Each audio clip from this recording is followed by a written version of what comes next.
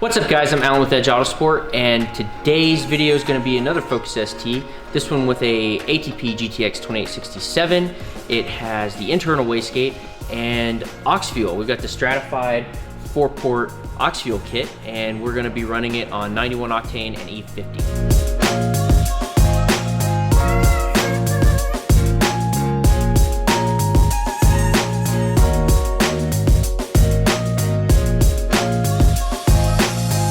We're going to test these injectors before we just start cranking on it.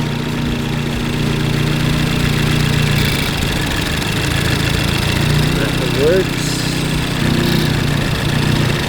Not sure if you guys can hear it, but I can hear and feel the injector fire, and you can hear the engine change. That's how you know that your injectors are working, based on a test map that I sent where it populates the area, the idle area for the split-second controller. And just an easy way to make sure your injectors are firing. I say that a lot. You see that in pretty much any Focus ST with aux fuel video that I tune, I go over that. So you've probably heard this before if you've seen any of our videos.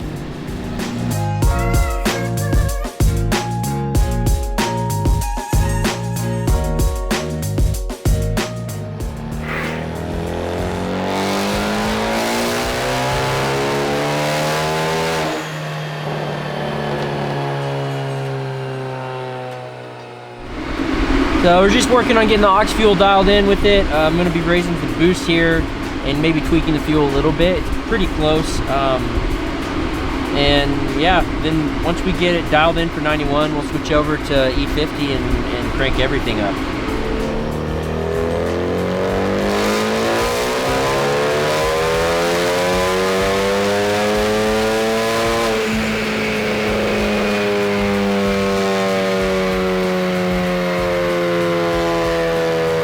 So that's going to do it for the 91 tune for now. We're not trying to push it on 91. I probably say this a lot, but we're just leaving it nice and conservative. So we're sitting at about 350 wheel horsepower on the 91 map. Here's the graph. So yeah, so it's just a nice even like 23.5 to 24 pounds of boost, letting the aux fuel just breathe in there. Running pretty good right there. It's nice and safe, nice and conservative for when he's running 91 octane. He's not really going to be pushing it on that map anyways. He'll pretty much be running E50 most of the time, so not super worried about getting the most out of it that we can. But yeah, so now it's time to get some ethanol in the car and see what we can get this thing to make.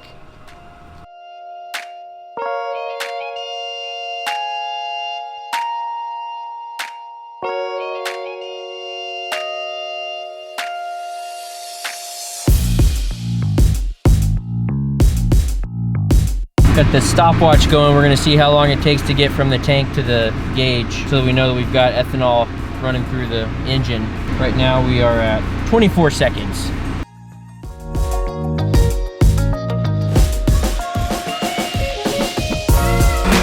So we're at about 2 minutes for it to start, for the ethanol to start making its way through the sensor on the gauge.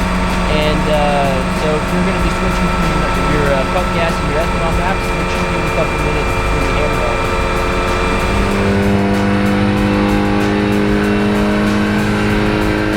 There we go. That's the goal, 50. So now we can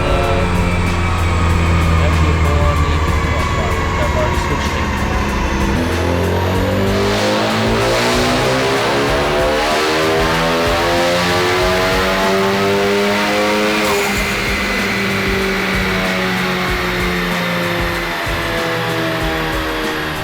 So for most of my tunes that I do, I like to do a low boost map and a high boost map slot. I've just finished with the low boost map slot basically for E50, and we're sitting at about 26 pounds of boost. It's tapering off to about 24 up top. I'm not sure that we're gonna be able to get much more boost up top because it looks like the wastegate's starting to have trouble staying closed, but at that point, we're just a touch over 400 wheel horsepower and right at 400 foot-pounds of torque. Here's the graph for you guys. Now I'm going to bring up the boost as much as I can with this setup and see what we can do, and hopefully we can squeeze a little bit more power and torque out of this thing.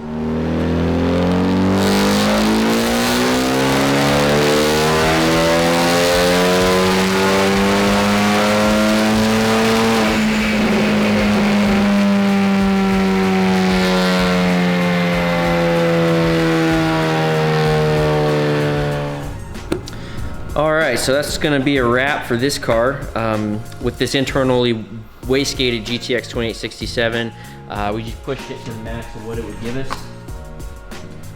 And what we're seeing is about 28 pounds in the peak torque range. And here, I'll throw the graph up for you. For the high boost map, it's 28 pounds of boost in the peak torque range, is tapering off to about 24.5 up top. And it's just the wastegate can't stay closed. There's too much pressure, too much back pressure.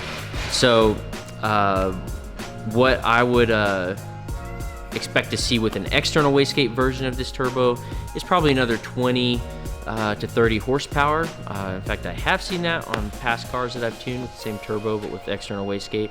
But overall, I'm really happy with how this turned out. The car's running great.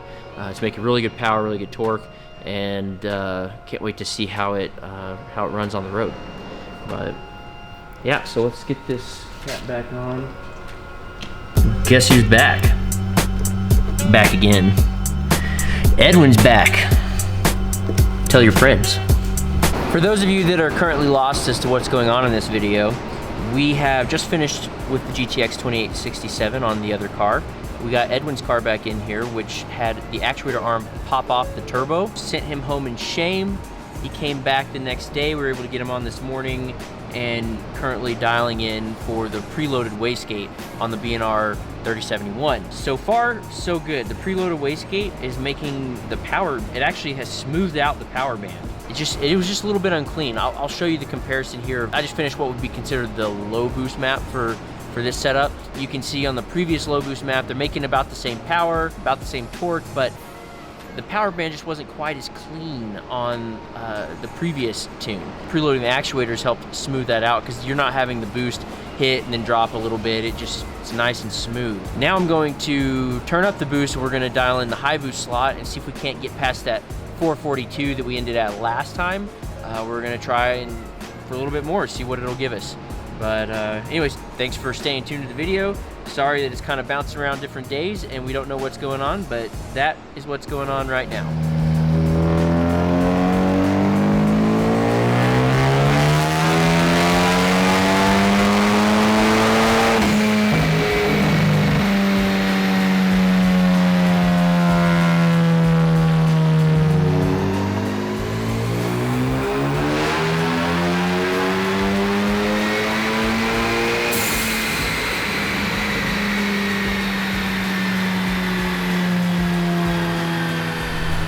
All right, so many graphs to talk about right now. I don't even know where to begin.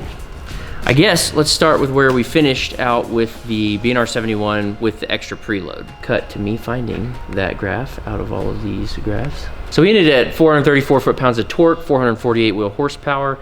The curve, like the graph, looks way smoother, and I think it's just, it's holding boost better.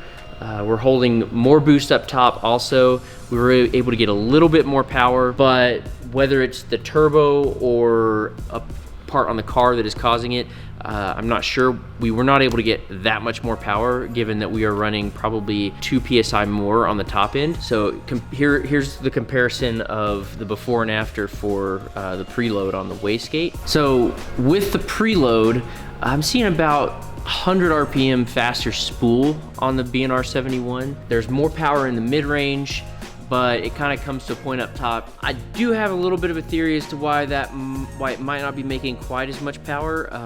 This car does have a tube and fin Mishimoto intercooler, which it's getting pretty hot. We're seeing a climb from about 90 degrees up to about 130 degrees across the fourth gear pull. It's about a 40-degree climb on a fourth gear pull for an intercooler. That's not super great. I definitely don't recommend those intercoolers. There is a bar and plate version that will usually show about a 10 to 15 degree climb, which is a better option if you're wanting to do the really big Mishimoto core. Go with the bar and plate version, and that could be where we're seeing some problems, as it's getting quite hot up there and it's obviously going to try to pull some power. We didn't get the gains that we were hoping for with the preload, but in my opinion, with the way the curve smooths out, I think that I would preload it right out of the gate. The recommendation from Brian was 3 full turns for the actuator rod, which, poof. So this is your wastegate actuator arm. You're gonna loosen this little lock nut, or this nut here. You're gonna pull this little E-clip, C-clip, whatever you call them, off. You're gonna pop that off, and you're going to turn it in 3 full turns, put it back on, put the clip back on, make sure it's on good, and that's gonna give you the 3 full turns of preload. So that's what is recommended by Brian if you want to get a little bit more boost out of the internal wastegate setup. And I definitely think it's worth it, even though we're not seeing all that much more power. The power is much smoother on that setup, and it spools a little bit faster, so I really like that. Even on the low boost map, power came out to be about the same, but you can see it's spooling a little bit faster. You got a little bit more mid-range, and it's making and the power band is just smoother. So I know you guys are probably also wondering, since this is tacked on to the end of a GTX2867 video, you probably want to see the comparison for the BNR71 to the 2867. So here is that comparison.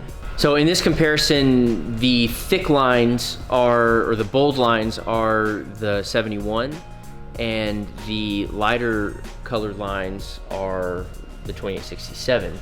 And as you can see in the 3,500 RPM, well, pretty much from the start up to 4,500 RPMs, the 2867 is spooling quite a bit faster. In fact, right there around between 3,500 and 4,000 RPMs, we've got about 100 foot-pounds of torque more on the 2867 than the BNR.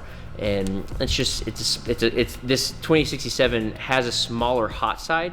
It's the 0.64 hot side, and the BNR, I have to check with Brian, I think it's like a 0.7 something, 0.72 maybe, or 0.78, I can't remember. Anyways, it's in the 0.7 range, so it is a larger hot side, so you're gonna have more lag with that, but you do get more top end power. And as you can see, the BNR71, both of these cars were E50 aux fuel, and the BNR71 is making 448 horsepower, and the GTX2867 tapped out at 418 wheel horsepower. Again, both of these cars are suffering from the same internal wastegate fate. They're maxing out what the gate can give you as far as boost is concerned, so both of them taper off pretty hard towards redline.